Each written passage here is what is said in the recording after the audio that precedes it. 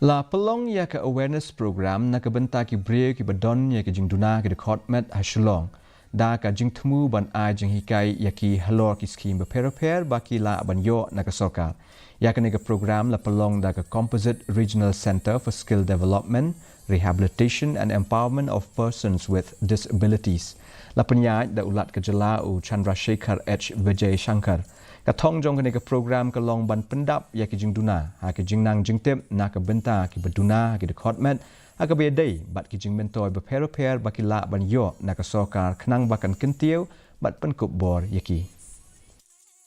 Switzerland has been a beacon of hope, offering clinical training and rehabilitation services under one roof. I commend Ministry of Social Justice and Empowerment, Directorate of Social Welfare and all stakeholders for dedication. With the 10 acres of land allocated at Domsauli for a state-of-the-art facility, KHASI Silang is set to enhance its services, including specialized interventions, skill training and academic programs. The rights of a person with disabilities Act 2016 has expanded the scope of support, increasing specialization disabilities from 7 to 21.